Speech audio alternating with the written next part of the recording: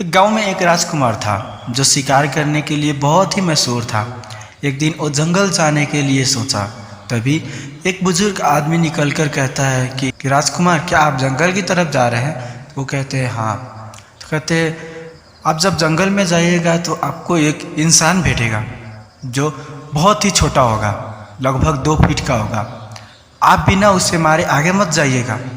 राजकुमार कहता है ठीक है। और राजकुमार जंगल की तरफ चल देते हैं। जाते जाते कुछ दूर जाने के बाद उन्हें एक वही बौना छोटा सा इंसान मिलता है। राजकुमार को वो ललकारता है युद्ध के लिए। राजकुमार भी कहता है कि इतना छोटा इंसान भला मुझे युद्ध के लिए ललकार रहा है। फिर भी राजकुमार कुछ सोचे ना समझे उसके चैलेंज का वो एक्सेप्ट कर लेते हैं। तब उससे युद्ध करते हैं और युद्ध करते करते राजकुमार उस इंसान को हरा देते हैं। लेकिन गांव के बुजुर्ग तो बोला होता है कि उसे बिना मारे आप आगे मत जाइएगा। फिर भी राजकुमार को थोड़ी दया आ जाती है कि भला इतने छोटे इंसान को मैं क्यों मारूं। उसे हराकर वो ऐसे ही छोड़कर आगे बढ़ने लगते हैं। कुछ दूर जाने के बाद फिर वही इंसान राजकुमार के आगे आ पड़ता है। लेकिन वो इस बार 2 फुट का नहीं बल्कि 4 फुट का हो चुका होता है। ये देखकर राजकुमार चकित हो जाते हैं कि भला मैंने जिसे 2 फुट छोड़ा था वो 4 फुट कैसे हो गया। फिर भी राजकुमार कुछ नहीं कहता है और वो इंसान फिर राजकुमार को कहता है कि मुझसे युद्ध कीजिए और मुझे हराइए। फिर भी राजकुमार कहते हैं ठीक है।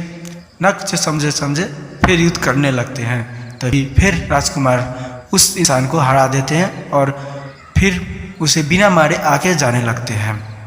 फिर आगे जाते जाते वो इंसान फिर उस राजकुमार के आगे आ पड़ता है। लेकिन इस बार उतार नहीं बल्कि 6 फुट का हो चुका होता है। ये देखकर और भी अचंभित हो जाते हैं कि अब मैंने जिसे 4 छोड़ा था वो अब 6 हो गया। क्या है इंसान में। फिर भी राजकुमार थोड़ी चकित होने पर भी उस इंसान से फिर युद्ध करते हैं और फिर एक राजकुमार उससे जीत जाते हैं। फिर भी उसको राजकुमार पता नहीं क्यों छोड़कर वहाँ से चले जाते हैं। पर फिर आगे जाने के बाद फिर वो इंसान उसके आगे प्रकट होते हैं। लेकिन वो 6 अब 8 फीट का हो चुका होता है।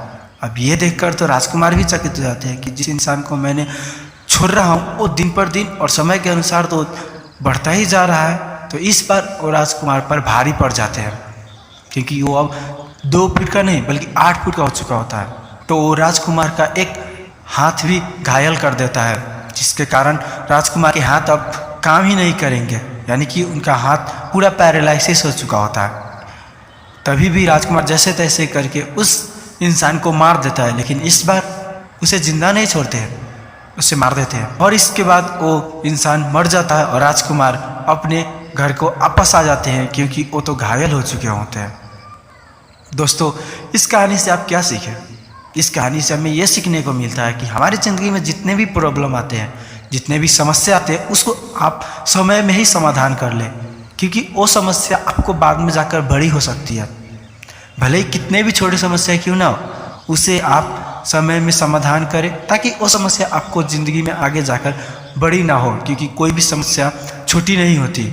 आप उसे छोड़ते जाओगे वो समय के अनुसार बढ़ता जाएगा और आपको जो समस्या अभी छोटी लगती होगी वो बाद में जाकर आपको बहुत बड़ी हो जाएगी और उसके कारण आपकी वो समस्या बहुत बड़ा समस्या दे सकती है। तो इसीलिए आप जितना हो सके उतना समस्या को समाधान करें और अपनी ज़िंदगी में आगे बढ़े। नहीं तो वो छोटी छोटी समस्या आपको ज़िंदगी में एक बड़ा समस्या दे सकता है और जिसके कारण आपको अपनी ज़िंदगी में बहुत बड़ा समस्या का समाधान करना पड़ेगा और उससे आपको बहुत बड़ा नुकसान भी हो सकता है। तो इसलिए समय पर ही समस्या का समाधान करें और अपनी ज़िंदगी में खुशहाल ज़िंदगी बिताएं।